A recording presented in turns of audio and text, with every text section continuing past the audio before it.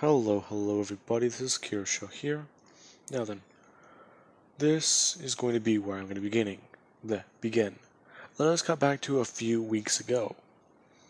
Now, Izuki, she had just been told by the doctor that her quirk, she was told about the ability empath. Now, while this is going on, All Might, Endeavor, and Hisashi, these three are talking.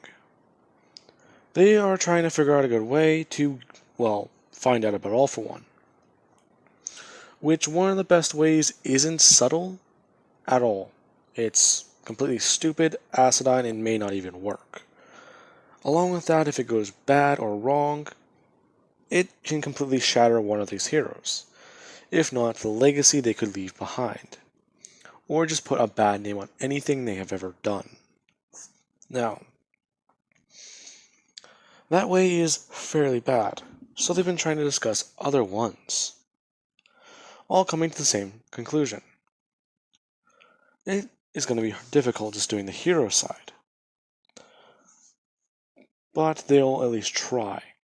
Now, with that, Izuki, she would hear her father sometimes think about, if not write down different ideas at the table, while she's pulled aside by her mother to train.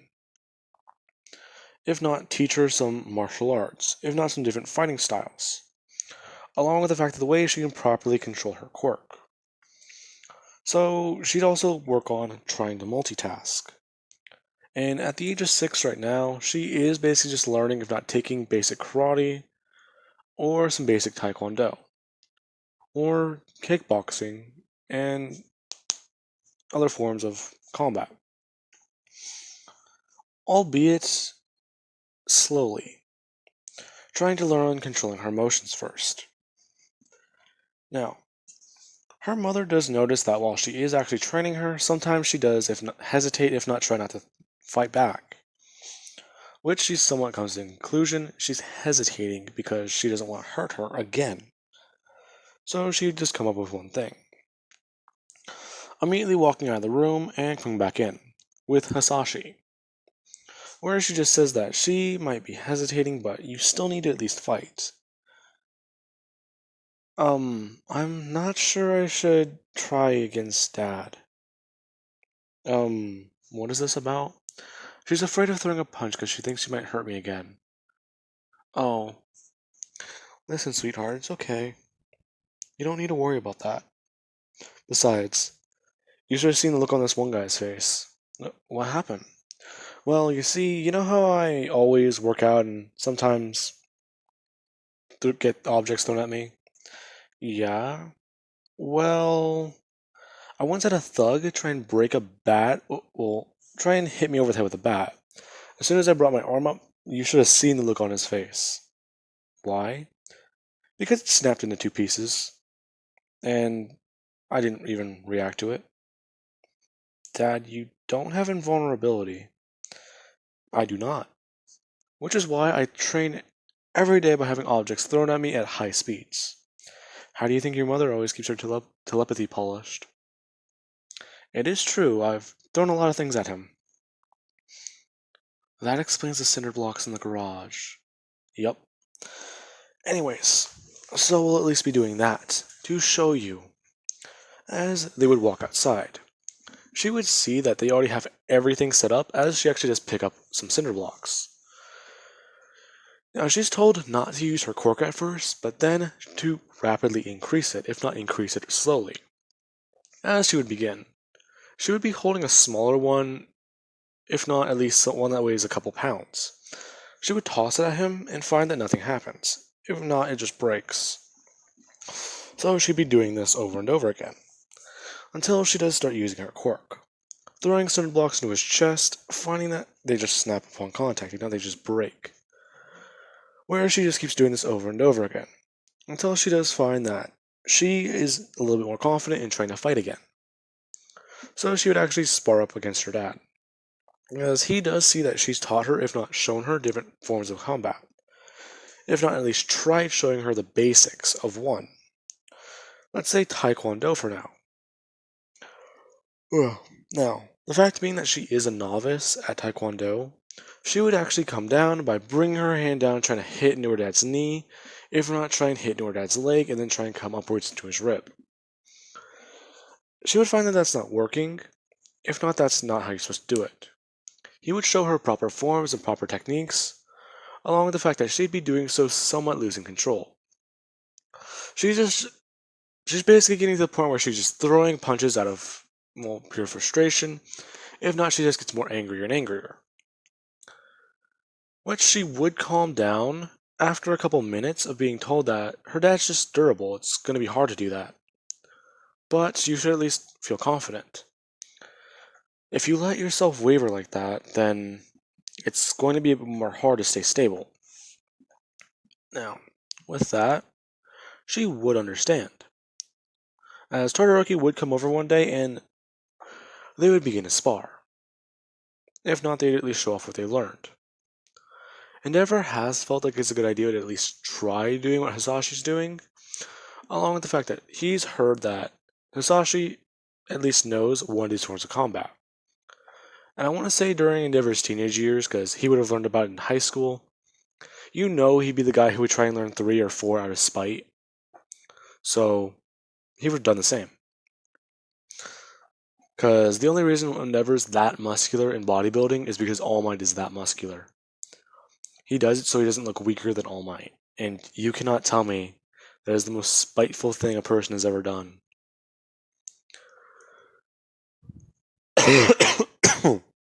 Now then, with that being said, she would begin doing more of this, if not rapidly increasing in sparring until we will cut to her being 7 to 8 years old. Now, hang on 1 minute. Alright, now then, at the age of 7 to 8 years old, she would begin to have weird dreams, if not finding things to be a bit more complicated, as she awakens from a nightmare. She would wake up and she would find that not only is she floating in the air again, she was actually just holding her pose as she was sleeping. As she does so, she's looking around the room, seeing a dark shadow, if not something scary in the corner. Being a child, she would somewhat try to grab her blanket or covers and try and hide underneath them. But she basically just pulls them up into the air, wrapping herself in them, being very frightened. She is scared until her dad does burst in, and he's basically holding a fireball in his hand. He would turn on the lights as he would just tell her it's okay, as he does look over the corner, somewhat freaking out for a second. He would have immediately held his hand outward as nothing happens. This thing doesn't even flinch. And he would then look on the ground, as he follows the trail coming from this thing's legs over to Izuki's, where her shadow is actually connected to it. Sweetheart, are you okay? That, sorry, I had a nightmare. Okay, that's perfectly understandable, but do you know what you're doing or what happened? Huh? Well, it's just look down. As she would do so, looking at her shadow. It's basically a giant bubble floating underneath her, and she would somewhat just come down to the ground. As she would connect with it, finding that she is actually somewhat able to maneuver it, if not mess around with it. With the fact being, she immediately does try to mess with it, if not control it better, somewhat making it larger, which frightens her until it immediately just shrinks back down. Safe to say that she's not getting any sleep in that room tonight, so she would sleep in her parents' room, trying to think more about this. If she's able to control her shadow like that, then that means that. What does that mean? This somewhat interests her if she would just write this down. And she's trying to think more on her quirk. She's trying to think, okay, so emotional projection, the ability to control darkness, telepathy, telekinesis, along with telepathy, so basically a mix of the two. I don't know the proper name for it. And what else? Hmm. As she's thinking more on this, she knows she can shoot blasts, so she just calls this like a black darkness or a black fire darkness, calling like trying to create a special move, but finding that nothing would ever work because of how destructive her power can be. The next day, she would bring it up at school that she had a bit of a weird night last night. Todoroki being confused and Momo being somewhat interested. She does have a book as they are there. Studying, if not going over some things, during lunch. He would find that it's kind of confusing or weird that she had a weird night. Momo wouldn't really question this as she would just ask what was weird about it. She would just say that she kind of discovered she can do something new with her power, as she does hold out her hand, immediately creating a ball in it, which people are somewhat staring at her. She's not supposed to use her quirk during school hours, but they've barely seen her use her quirk before. In fact, she's usually the one who who hides or who doesn't talk. If not, she hides in that hoodie, which somewhat is weird because it does form this around her face. So basically, the whole identity thing with the cloak. But they'd see her doing this, and they would immediately watch as she does create, if not turn this ball into somewhat of a long whip, which immediately shocks Momo. She would just ask if she has a creation quirk, and she would just say no. She's just manipulating the energy in her hand. At least, that's what her mom thinks this is. She's been able to do the same before, but she doesn't really do that. The only thing I've ever seen created as well.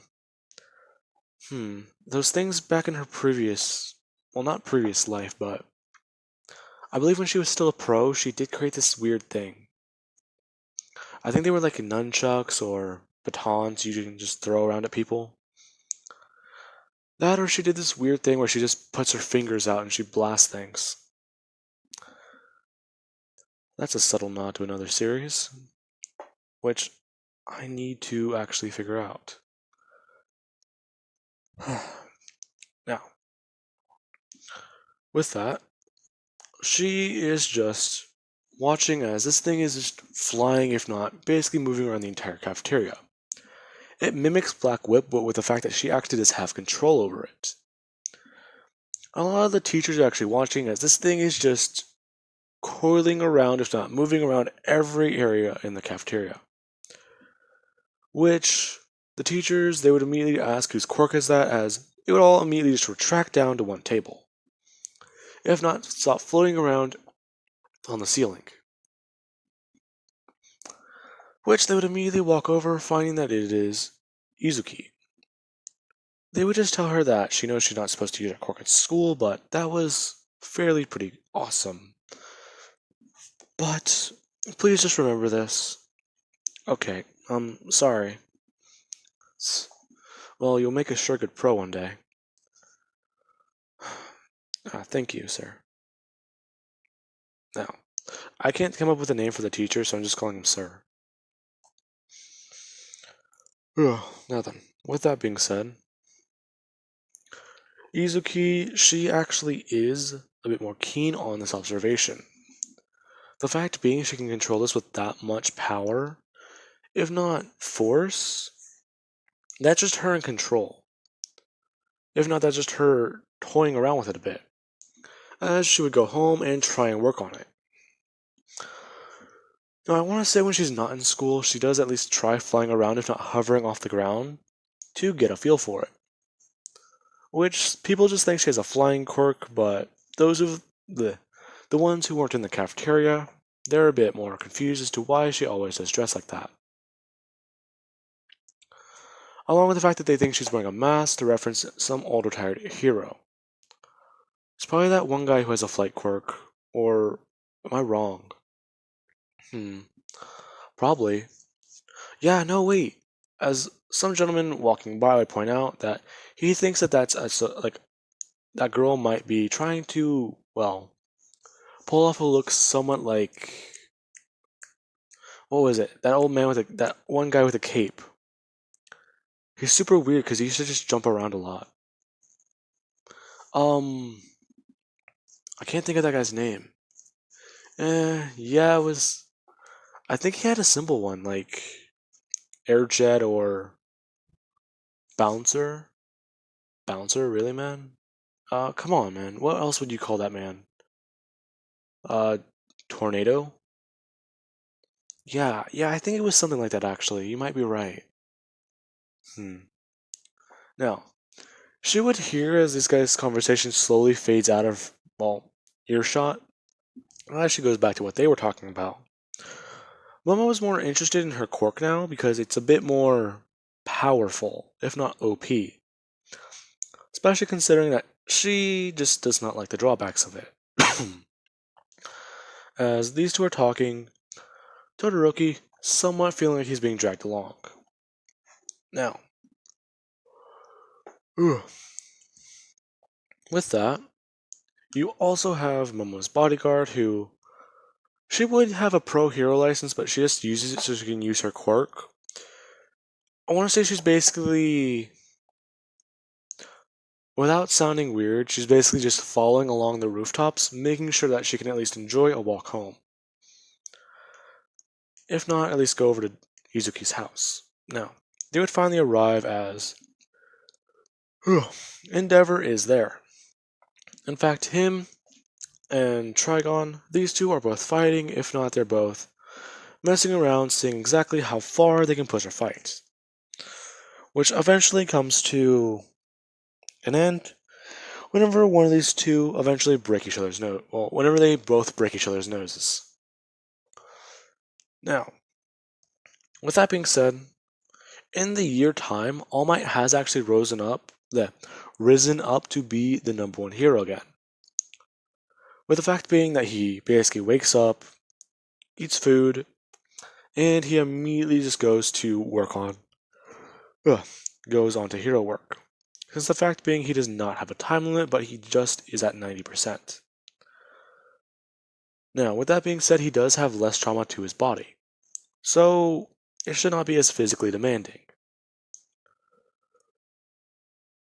Now then, with that being said, oh, these two would. Now then, with that being said, they would finally arrive home, if not at Izuki's house, as Momo would just bring up one thing. She would immediately reach into her backpack and she would pull out a book, saying that while at the library, they were going to do a bunch of different things. She was at least able to borrow this one, though, along with 7 other books she pulls out of her backpack. They are sitting down and going over certain things. Izuki thinks if she can somewhat do what Momo does by studying weapons, if not look at the pictures of them, she can try making them.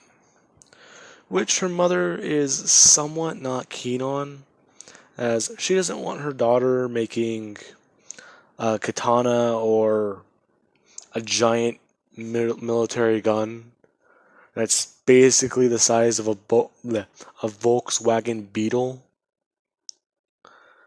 and not wanting her to fire that everywhere. Because that is very dangerous for an 8-year-old. 7-year-old, actually. Keeping track of the timeline. Now, with that, she would just understand what her mother's concerns are, and somewhat look at 2 of the other books that Momo has. One of them is this really cool fantasy novel, and the other one is a book about, well, certain traits or things animals do to basically show their intelligence, which she just somewhat found cool, as it has a lot of birds in it, and she somewhat does have a fondness for animals. Now, Izuki is actually reading through, if not looking through, a lot of different pictures, as she does try working on her creation quirk, if not her projection, as she does do one thing. She immediately uses her shadow, and she holds out her hand, as she focuses on one simple thing, being the ball she made earlier. She does make it, as she does try making a square, then making a triangle, and then slowly making her way up to different things that are more difficult and challenging to create. Somewhat thinking that she can try and create a bird. Hoping this doesn't look very bad, she would at least come up with a design that's basically just two legs or two straw legs, and well, imagine like a potato body. It's like it's circular, yes, or spherical. Yeah, it's shaped like an oval, but it just looks very weird. With the fact being that its head, its beak, and the way it looks a bit does not look anything like a bird. It just looks like, well, some bad drawing. Sadly to say, and she finds this a bit disappointing. Her mother would just hold out her hand, saying that creating things like that is not going to be very simple, as she would just put her hand next to hers, creating the same picture that she's created, showing off a little bird. Now, this little bird, she would say that from what it says, this is a raven.